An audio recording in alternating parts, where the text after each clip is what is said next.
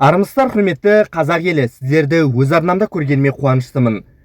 Мысалы, қазір Тоқаевты немесе Назарбаевты, оның айналасына жүрген кейбір адамдар мақтауын асырып, Абылай ханмен теңестіріп жатады.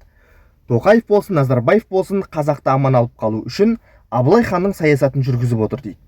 Расында да олардың мақтауы осындай үлкен қошеметке лайықты ма?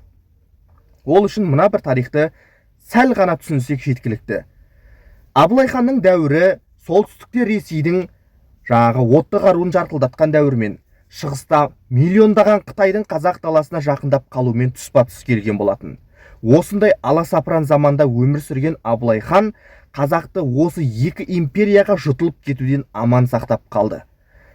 Миллиондаған Қытай армиясы, солтүстіктен отты қаруды жарқылдатқан Ресей империясы. Осындай екі империяның арасында отырып, Абылай хан қалайша қазақ елін сақтап қалды. Расында да бүгіндері Тоқаев пен Назарбаевтар сол Абылай ханның саясатын жүргізіп отыр ма?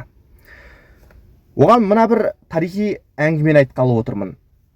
Абылай ханның заманы болса керек, солтүстіктен Ресей қазақтың жерін даулай бастайды. Солтүстіктегі мына Ертіс аймағындағы, Сібір жеріндегі кейбір жерлерді бұл кезде Барабы татарларының жері болған деп қазақтармен жерді даулай бастайды, орыстар. Сөйтсе, әлгі орыстардың адамы келіп Абылай ханға бұл бір кездері Бараба татарларының жері болған жерді қайтар дегендей талап қояды. Сөйтсе, Абылай ханның не жауап берген қараңыздар. Ешқандай Бараба татарларын білмеймін, жер қазақтікі деп жауап береді. Міне Абылай ханның жауабы осындай болды. Сөйткен Абылай хан қазақты жойылып кетуден аман сақтап қалған болатын. Екі империяның арасында отырып, тәуелсіз саясат жүргізе білді. Сол Абылай хан бұхар жырауға, даламыздың данышпанына былай деп мақтанған көрінеді. Бұхар жырауға: екі империяның арасында отырсам да, орыс пен Қытайға бір қарыс қазақтың жерін бермедім деген екен Абылай хан. Орыс пен Қытайға бір қарыс қазақтың жерін бермедім деген. Ойлап қараңыздар. Бұл сөздің астарында мынадай маңдай тер жатыр ғой, бір сөзбен айтқан кезде.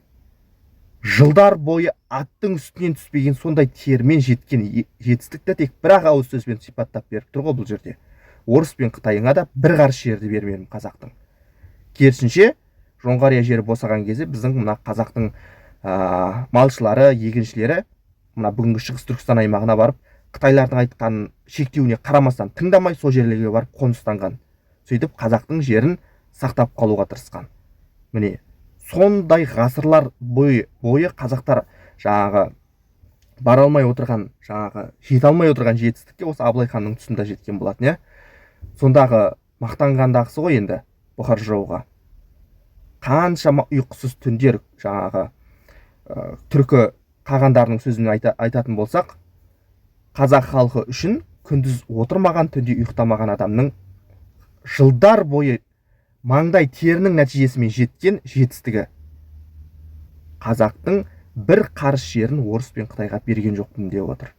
Әрине бұл мақтауға тұрарлық нәрсе, мақтануға тұрарлық нәрсе.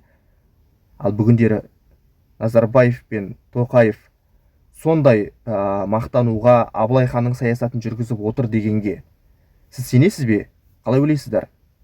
Назарбаев 30 жылға жуық билік етті. Қазіргі кезде Тоқаев жағдай аса қатты өзгере қойған жоқ. Бәрібір көршіміз Ресей, шығыста Қытай. Екеуі де алып мемлекеттер. Сол екі мемлекеттің арасында отырып, сол біз айтып отырған Абылай хан сияқты ұтымды, тиімді саясат жүргізіп отыр ма? Тоқаев болсын, Назарбаев болсын. Қалай ойлайсыздар?